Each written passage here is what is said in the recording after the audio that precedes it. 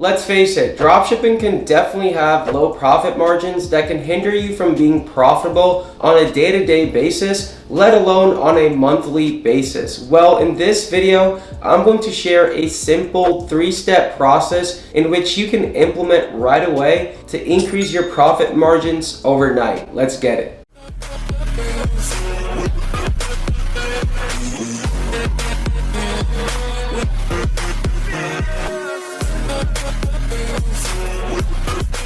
What is going on, YouTube fam? It's your boy Yash. Welcome back to the channel, and if you're new, then welcome to it. So I'm not gonna lie, but most people can go ahead and set up a Shopify dropshipping store pretty easily. Yet there's certain turnkey practices and tips that most people fail to implement, leading in low and inconsistent profit margins in the dropshipping space. So at the end of the day, you're making all this sales, you're making all this money in revenue, but you're left with very little profit margins. I'm talking about maybe 5, 6, or even 7%. And at the end of the day, you want to go ahead and maximize your return. And that's why in this video, like I said in the beginning, I'm going to show you guys 3 easy tips and practices you can implement for your Shopify dropshipping store that will definitely lead you to have more consistent and higher profit margins. With that being said, make sure you guys do get your good deed of the day out and done with and drop a like on this video. And while you're at it, feel free to also subscribe to the channel with that post notification bell turned on, as I post new videos every Monday and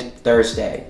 So ladies and gents, let's go ahead and get started with tip number 1. The first thing you can definitely go ahead and implement has to deal with your product page. And this is increasing and maximizing your AOV. In other words, your average order value. Something that you can do right off the bat, even when launching a product, is incorporating bundles and quantity breaks. For example, you can have an incentive where it's a win-win situation for not only the customer, but also yourself. So you're getting more sales and the customer is getting a discount. For example, you can utilize an app called Volume and Discounted Pricing. I've done multiple 6 figures with this app alone. And with this app, you can set up something like buy 2, get 10% off, buy 3, get 15% off. This basically incentivizes customers to buy more of your product and as a result sell more units and gain a higher AOV and more sales. People are always looking for the best deals and how to get the best bang for your buck. So this is a great way to read human behavior and implement it on your product page. And of course, this works great for products that are a little bit more lower ticket and products that it makes sense to buy more than one of. So really go ahead and understand your product, the nature of your product, and implement something like this. But honestly, this works for more than 70 or 80% products in the dropshipping space. Another great way to go ahead and increase that AOV is by incorporating pre-checkout cross-sells. I like to utilize an app called Candy Rack. Basically, when someone goes ahead and buys your product, go ahead and cross-sell them with a product that is very similar, that goes hand in hand or resonates with that main central product. For example, if I'm selling an organic shampoo bar, I actually sold this product and did multiple 6 and 7 figures with it about 1 or 2 years ago. You can go ahead and pre-checkout cross-sell a conditioner bar because those products go hand in hand, and it's almost like a no-brainer to go ahead and buy that product because it complements it so well. And if you do set it up right, as you can see on the screen once again, you will probably get a 20 to 40% opt-in rate, and this is almost like free money. Go buy your mama a house. Go buy your whole family houses. And then last but not least, you can go ahead and incorporate post-purchase upsells. I like to utilize an app called Sweet Upsell. This is absolutely great. So after someone buys something from your store and lands on the confirmation or thank you page, you can go ahead and upsell them the same product, or better yet, if you do have a niche or general niche store, you can upsell them a very similar product in the same category or within the same micro niche of that main central product. The great thing about this app is people can just go ahead and purchase it right away without having to input their information all over again, so it is more convenient for the consumer. Tip number 2 is focusing and strengthening your backend. This is so important, and honestly, most people are slacking when it comes to email and SMS marketing. Not only do you want to focus on your front end stream of revenue, whether it be Facebook, TikTok, Google, so on and so forth, but you want to maximize your back-end assets as well, right? Utilize those emails and phone numbers and set up abandonment cart email sequences and flows. A great one for email marketing is Klaviyo or even Abandonment Protector. I usually like to send out an email at 2 hours,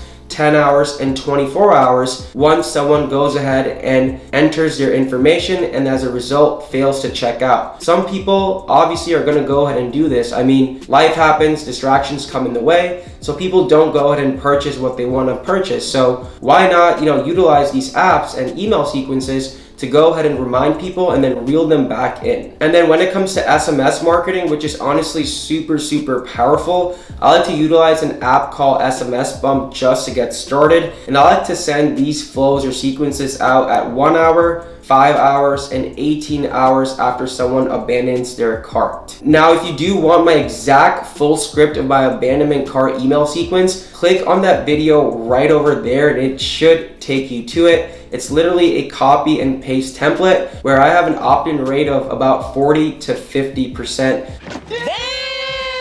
So definitely check out that video. I show my exact template and you can definitely utilize it to your advantage. Overall, emails and SMS are so powerful, and this is something that you should definitely have set up right from the get-go as soon as you build out your Shopify store. And then last but not least is focusing on the selling price of that product. You have to really understand the nature of that product and more so what the perceived value of that product is. What may someone go ahead and spend on the product? My rule of thumb is marking the product up at least 3x more the original cost price per unit. So if a product costs $5 and the shipping is $3, your cost per unit is $8 inclusive for that product, assuming you are offering free shipping, which you definitely should be doing, as people do love free shipping. So you should be able to sell that product at about $25, or more specifically $24.97 or $24.95. And if you can't do that exact 3x markup or whatnot, depending on low or mid or high ticket products, go ahead and really ensure that you have a $20 profit margin in place. Now, obviously that's not the case for all products like lower ticket items, for example, but again, if you can't really attain that 3x markup, have a $20 profit margin at the bare minimum. So either or is just fine, just depends on the product and recognizing what the potential selling price of that product is. This will obviously give you really good cushion, because you have to realize that at the end of the day, you're paying for advertising costs in most cases and also COGS, cost of goods sold. So having that 3x markup or $20 profit margin will definitely get your break-even point ROAS below a 1.7 or 1.8. And in case if you did not know, break-even point ROAS is the ROAS, the return on ad spend that you need in order to break even. So if it's, for example, 1.7, anything below that is unprofitable or negative. If it's above 1.7, you're profitable or in the positive phase. So with that being said, ladies and gents, these are 3 tips that you can definitely implement right away for every single product, for every single store that you go ahead and build out during your Shopify dropshipping journey. This will definitely go ahead and maximize the sales